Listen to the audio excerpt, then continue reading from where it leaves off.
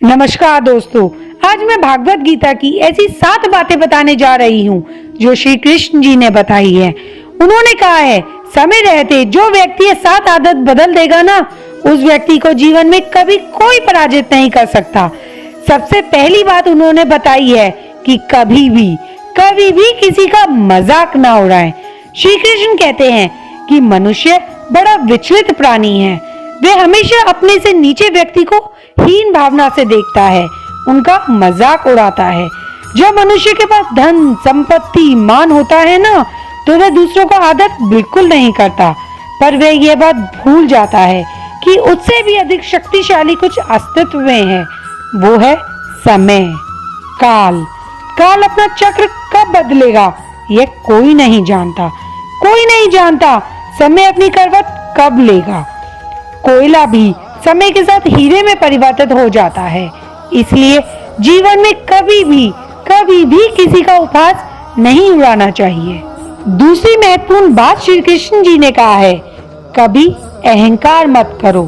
दोस्तों, श्री कृष्ण कहते हैं, जब हम परिश्रम करते हैं तो हमारे मन में गर्व का जन्म होता है और सफलता अभिमान जगाती है। यहाँ तक तो ठीक है, परंतु जब भावना अहंकार बन जाती है तब समस्या उत्पन्न होती है, क्योंकि सबसे बुरा अंत अहंकारी का ही होता है। परंतु सबसे बड़ी पहेली तो यह है कि अहंकार को कैसे पहचाना जाए कि हमारे अंदर अहंकार हो रहा है और हमें इसका दमन करना चाहिए। तो दोस्तों, इसका उत्तर हमारे मन में ही है। जब तक हम आगे बढ़ रहे हैं तब तक ठीक है। जिस दिन हम आगे बढ़ते हुए दूसरों को नीचा दिखाते हैं, उसी पल हमें सावधान होना चाहिए, क्योंकि यही अहंकार है जो वास्तव में हमें हीन कर रहा है। तीसरी बात श्री कृष्ण जी ने कहा है, ज्यादा बोलना हानिकारक होता है। हमारा शरीर प्रकृति की एक महान आविष्कार है, इससे जटिल संरचना कोई और है ही नहीं। हमारे शरीर को अगर ठीक से जाना जाए ना, तो इससे ज्यादा सही ज्ञान देने वाला भी और कुछ नहीं है। हमारे पास आंखें हैं, नाक है, कान है, जीवा है और बहुत कुछ है। सबका भिन्न कार्य है, परंतु आपने कभी सोचा है, प्रकृति ने हमें 2 कान दिए हैं, 2 आंखें दिए हैं, स्पर्श के लिए पूरा शरीर दिया है, परंतु जीवा सिर्फ एक ही दी है। ऐसा क्यों?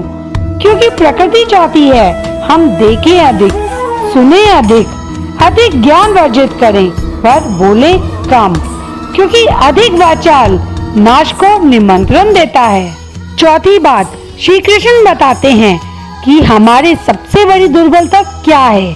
सोचिए, प्रेम, धन, अहंकार नहीं। मनुष्य की सबसे बड़ी कमजोरी होती है उसके रहस्य। चाहे आप कितने भी शक्तिशाली क्यों ना हो, कितने भी प्रबल क्यों ना हो, परंतु उसके रहस्य उसके नाश की चाबी होती है। इसलिए अगर प्रबल रहना है, शक्तिशाली रहना है, समर्थ रहना है, तो अपने रहस्य को कभी किसी को ना बताएं, ना मित्र को, ना शत्रु को, क्योंकि समय रहने पर कब कौन शत्रु हो जाए कोई नहीं जान सकता। इसलिए उचित यही है, आप अपने रहस्य को स्वयं तक ही सीमित रखें। 5वीं बात श्री कृष्ण जी ने बताई है, कभी नकल ना करें। श्री कृष्ण कहते हैं, मनुष्य जीवन की परीक्षा में सफल होने के लिए क्या कुछ नहीं करता। वह परिश्रम करता है, दौड़ भाग करता है, पर यह सब करने के बाद भी जब उसका काम नहीं बनता तो वह नकल करता है। क्यों? सही कहा ना। चलो अपने बचपन में चलते हैं। विद्यालय में जब आप परीक्षा देने जाते थे तो आप ना सही, पर कोई ना कोई सफलता पाने के लिए नकल तो करता ही था ना, और उत्तीर्ण भी हो जाता था। परंतु जीवन की परीक्षा ऐसी नहीं होती। नकल करने वाला जीवन की परीक्षा में सफल नहीं होता, क्योंकि विद्यालय में सबके प्रश्न पत्र एक जैसे होते हैं, पर जिंदगी के प्रश्न पत्र और कठिनाइयां सबकी भिन्न होती हैं, तो निश्चित रूप से उत्तर भी भिन्न ही होंगे ना। इसलिए अगर जीवन में सफलता पानी है तो नकल मत करो। 6ठी बात श्री कृष्ण जी कहते हैं, कभी सच को मत छुपाओ। सच को छिपाना हानिकारक हो सकता है। दोस्तों, सच को कितना भी छुपाने का प्रयास क्यों ना हम कर लें, समय की आंधी उसकी वास्तविकता के पर्वत से टकराकर हमारे समक्ष लाकर खड़ा कर ही देती है। जिस भय के कारण हम सत्य को सामने नहीं लाना चाहते हैं, एक दिन वही भय हमारे समक्ष आकर खड़ा हो जाता है और हम लाचार हो जाते हैं, क्योंकि हम उस भय का सामना करने के लिए तैयार होते ही नहीं हैं। इसलिए सत्य से भागे नहीं, उसे छिपाए भी नहीं, उसे स्वीकार करें। भविष्य में होने वाली बड़ी विपदा से हम बच जाएंगे। लास्ट जो सबसे महत्वपूर्ण बात श्री कृष्ण जी बताते हैं, वो ये कहते हैं, कभी अन्याय के आगे मत झुको।